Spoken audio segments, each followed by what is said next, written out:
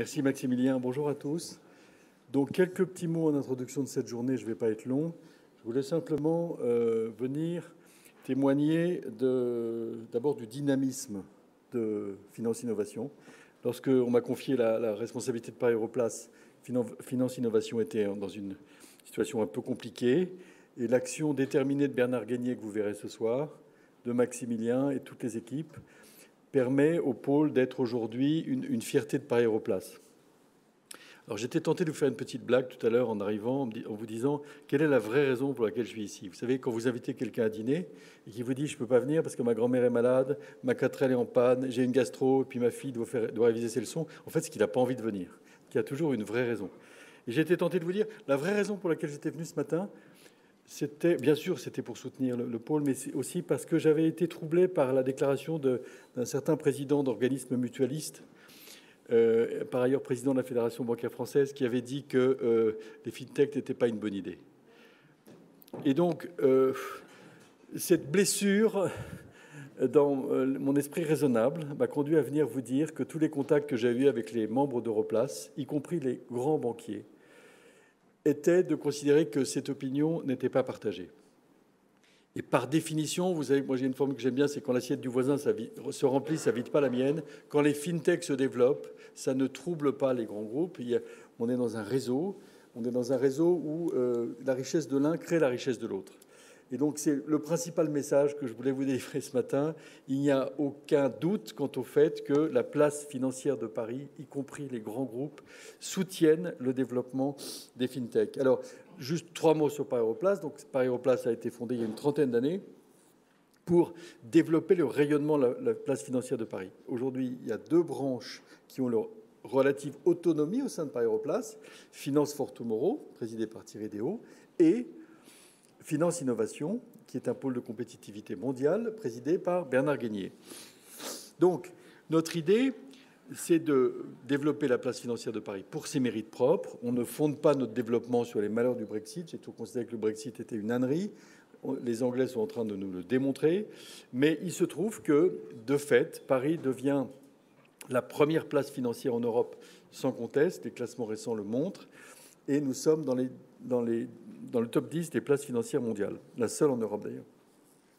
Alors dans ce contexte, la stratégie de finance innovation, eh bien, écoutez, vous allez en parler pendant toute la journée, donc je ne veux pas trop développer, mais lorsque j'étais petit, j'étais dans une petite banque d'investissement qui faisait des introductions en bourse dans la nouvelle économie. En 1999, chez Odo et compagnie, nous étions les leaders des introductions en bourse dans la nouvelle économie, et on disait toujours la valeur d'un réseau est égale au carré du nombre de ses membres. Ben, c'est ça. Finance Innovation, c'est la constitution d'un réseau, il y a 600 adhérents, qui font que chacun peut aller recueillir des conseils auprès de ses pairs, auprès des grands groupes, auprès des financiers, auprès des chercheurs, auprès des sachants.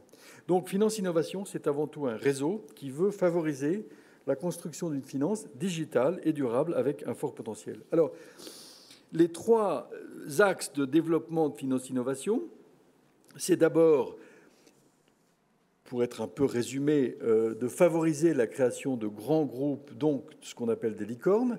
Et il faut dire que c'est quand même beaucoup plus agréable de venir aujourd'hui, au moment même où le journal Les Échos titre ce matin sur la naissance d'une nouvelle licorne qui a levé, je crois, 130 millions d'euros, c'est Lydia. Donc, premier objectif de Finance Innovation, c'est aider le maximum de petites entreprises à devenir des grandes entreprises. La France, et ça, à la Caisse des dépôts, je l'avais beaucoup étudié, est un pays très talentueux pour les créations d'entreprises. En revanche, notre difficulté, c'est de créer des entreprises de taille intermédiaire, voire plus grande. Donc, le premier objectif de Finance Innovation, c'est d'aider les entreprises à avoir la taille, on va dire la taille européenne. Et c'est pour ça que, lorsque j'interrogeais Maximilien et Cyril sur le message qu'ils avaient envie de faire passer dans cette journée, c'est accélérer. En d'autres termes, il faut passer à l'échelle européenne, il faut faire des levées de fonds à l'échelle européenne, il faut aller voir les clients à l'échelle européenne. Donc, premier objectif, créer des licornes. Deuxième objectif, aider les grands groupes, aider la transformation digitale du secteur financier dans son ensemble. Et dans cette perspective, les relations entre le pôle et les grands groupes sont bonnes, je peux en témoigner. Et enfin, ne pas oublier les territoires, ne pas oublier que les PME, les commerçants toutes les entreprises dans l'ensemble de la France ont besoin d'innovation pour se financer, pour s'assurer dans des meilleures conditions. Alors, l'écosystème des fintech françaises tel que les pôles finance innovation me l'a décrit avant que je prenne la parole, eh ben, il est quand même très encourageant. Cette année, on a levé 2,5 fois plus de fonds que pendant toute l'année 2020, à date d'aujourd'hui en 2021, soit près de 2 milliards d'euros. Et France FinTech, qui est présidée par Alain Clos, a fait le calcul qu'il y avait déjà eu 26 000 emplois créés par les FinTech. Donc c'est quelque chose aussi qu'il faut valoriser auprès de Bercy. Ça n'est plus une espèce de gadget qui ferait plaisir à quelques geeks.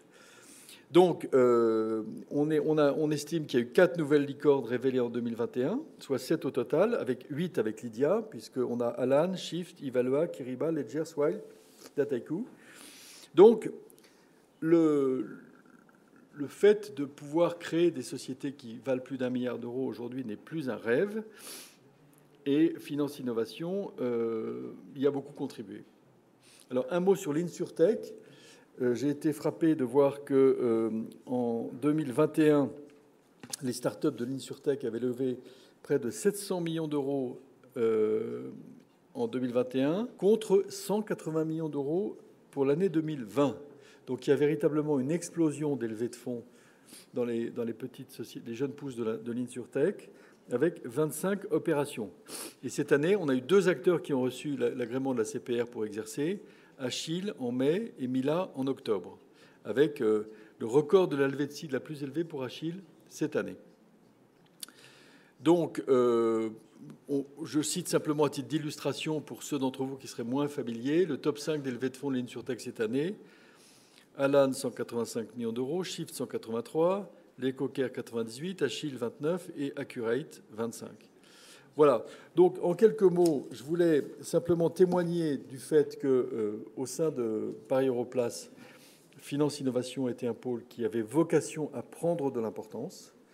Je suis très sensible à la multiplicité des adhérents de Finance Innovation. Nous avons certes les grands groupes, les boîtes du CAC 40 qui sont adhérentes à Europlace, qui payent un petit surcoût pour être membre de Finance Innovation.